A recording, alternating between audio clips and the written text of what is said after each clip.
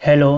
आज हम फेफड़े के कैंसर दिवस के बारे में विस्तार से चर्चा करने वाले हैं कि ये कब मनाया जाता है एंड कैसे शुरुआत हुई एंड इसके बारे में पूरी जानकारी देखेंगे। तो इसमें हम देखने वाले हैं कि विश्व फेफड़ा कैंसर दिवस प्रत्येक वर्ष 1 अगस्त को मनाया जाता है। यानी कब मनाया जाता है? तो 1 अगस्त को प्रत्येक वर्ष मनाया जाता है। इसकी शुरुआत 2012 में forum of international respiratory societies तथा अन्य वैसे संगठनों द्वारा की गई थी।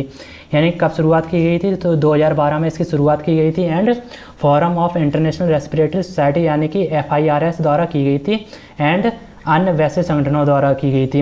इस दिवस का मुख्य उद्देश्य फेफड़ों कैंसर के प्रति लोगों में जागरूकता बढ़ाना है। यानी कि क्या उद्देश्य है?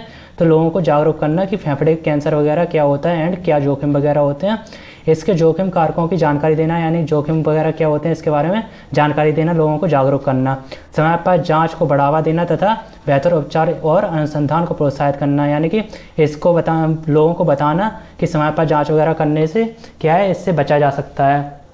इसके बाद हम देखने वाले हैं कि महत्वपूर्ण तथ्य क्या है। तो दिवस का नाम है विश्व फेफड़ा कैंसर दिवस एंड कब मनाया जाता है? तो 1 अगस्त प्रतिवर्ष मनाया जाता है एंड प्रारंभ कब हुआ? तो 2012 में हुआ एंड किसके द्वारा किया गया शुरू? तो forum of international respiratory society FIRS द्वारा and international association for the study of lung cancer यानी कि IASLC द्वारा किया गया। तो ये दो संस्थाएं इनके द्वारा स्टार्ट किया गया था। इसके बाद यह दिवस क्यों महत्वपूर्ण है? तो फेफड़ों कैंसर विश्व में कैंसर से होने वाली मृत्यु का सबसे बड़ा कारण है। यानी कैंसर तो कई प्रकार के होते हैं लेकिन जो सबसे ज़्यादा मृत्यु देता है तो वो फेफड़ों कैंसर है, जिससे सबसे ज़्यादा आजकल मृत्यु हो रही है। पहले इसे केवल धूम्रपान करने वालों की बीमारी माना जाता था। यानी पहले लोग समझते थे कि यदि आप स्मोकिंग वगैरह करते हो तो ये आपको फेफड़े का कैंसर होगा। लेकिन अब वायु प्रदूषण, second hand smoke, radon gas, asbestos तथा आनुवंशिक कारणों से भी गैर धूम्रपान करने वाले लोगों में फेफड़ों कैंसर के मामले तेज़ी से बढ़ रहे हैं। यानी कि यदि आप आज के टाइम पे यदि आप स्मोक भी नहीं करते हो तो वायु प्रदूषण है या फिर सेकंड हैंड स्मोक वगैरह है, रेडॉन गैस वगैरह है एंड जेनेटिक वगैरह कारण है, जिसके कारण गैर धूम्रपान वाले भी कैंसर, फेफड़ों कैंसर के शिकार हो रहे हैं। इसलिए इस दिवस का मुख्य संदेश है कि फेफड़ों का कैंसर केवल धूम्रपान करने वालों तक सीमित नहीं है। यानी कि लोगों को बताना है कि फेफड़ों का कैंसर सिर्फ स्मोकिंग वालों तक सीमित नहीं है, जो लोग स्मोकिंग नहीं करते हैं उनको भी ये कैंसर देखने को मिल रहा है आजकल।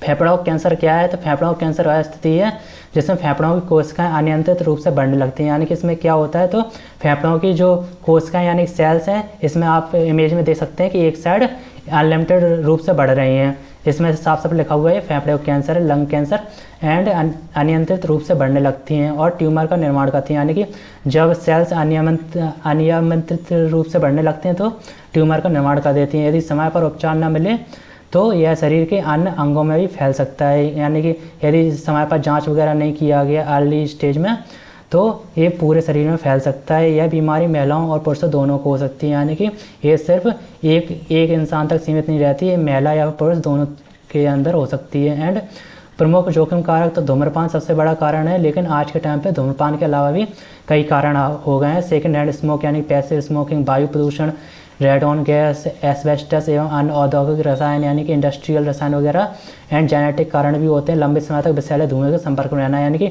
मेन क्या है कि यदि आप धुएं के संपर्क में रह रहे हो तो फेफड़े का कैंसर आपको हो सकता है। एंड प्रमुख लक्षण क्या है? तो लगातार खांसी, यदि आपको बार बार खांसी होती है तो इसका प्रमुख लक्षण है खांसी में खून आना। यानी कि आपको खांसते वक्त खून आता है या फिर सांस लेने में कठिनाई होती है या फिर सीने में दर्द होता है या फिर आवाज़ बैठ जाना, अचानक वजन कम होना, लगातार थकान। तो ये प्रमुख कारण है फेफड़े कैंसर के बारे में। यदि ये लक्षण लंबे समय तक बने रहें तो तुरंत चिकित्सक से संपर्क करना चाहिए। तो ये साफ साफ बताया गया है। इसके बाद हम देखने वाले बचाव एवं रोकथाम। तो बचाव क्या है? तो फेफड़ों कैंसर से बचाव के लिए धूम्रपान से दूर रहना, तंबाकू का सेवन न करना, वायु प्रदूषण से बचाव, कार्यस्थल पर सुरक्षा उपाय अपनाना तथा उच्च जोखिम वाले लोगों में लो डोज स्क्रीनिंग करना महत्वपूर्ण माना जाता है। यानी कि इसमें कहा गया है कि आप जहाँ तक है जो प्रदूषण वगैरह वाली जगह रहती हैं या फिर धुएँ वाली जगह रहती हैं, जहाँ प्रदूषण या फिर धुआं वगैरह ज़्यादा रहता है तो उधर से आप दूरी बना के रखें। एंड उच्च जोखिम वाले लोगों में लो डोज स्क्रीनिंग कराना महत्वपूर्ण माना जाता है। यानी कि आप यदि स्क्रीनिंग वगैरह या फिर आप चेकअप करवाना चाहते हो तो इसमें एक शुरुआती फेज में होता है कौन सा?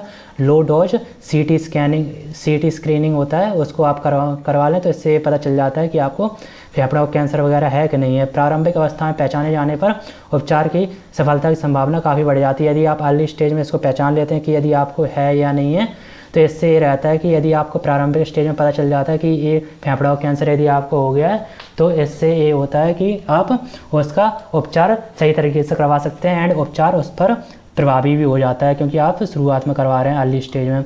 इसके बाद होता है उपचार। तो उपचार क्या होता है, आज फेफड़ों कैंसर के उपचार के कई आधुनिक विकल्प उपलब्ध हैं। तो क्या क्या विकल्प हैं इसके, सर्जरी होती है, chemotherapy, radiotherapy, targeted therapy, immunotherapy. तो ये कई प्रकार की थेरेपी या फिर सर्जरी वगैरह हैं जो इसके ट्रीटमेंट में यूज होती हैं। रोग की अवस्था के अनुसार उपचार का चयन किया जाता है। तो जो रोग होता है, जिस प्रकार का आपका लंग का कैंसर होता है, उसी प्रकार का आपका उपचार किया जाता है। विश्व फेफड़ा कैंसर दिवस के उद्देश्य क्या है, तो फेफड़ों कैंसर के प्रति जागरूकता बढ़ाना, लोगों को धूम्रपान छोड़ने के लिए प्रेरित करना, समय पर जांच एवं शीघ्र पहचान को बढ़ावा देना, कैंसर से जुड़े मिथकों को दूर करना, अनुसंधान एवं बेहतर उपचार को प्रोत्साहित करना। तो इसके मेन कैंसर के उद्देश्य हैं। एंड रोगियों और उनके परिवारों को सहयोग एवं समर्थन देना। तो ये सब बताया गया, ये प्रमुख उद्देश्य हैं। इसके अलावा जो भी क्वेरी वगैरह हो या फिर कोई क्वेश्चन वगैरह हो या फिर कोई गलती वगैरह हो तो आप कमेंट में बता सकते हैं। धन्यवाद।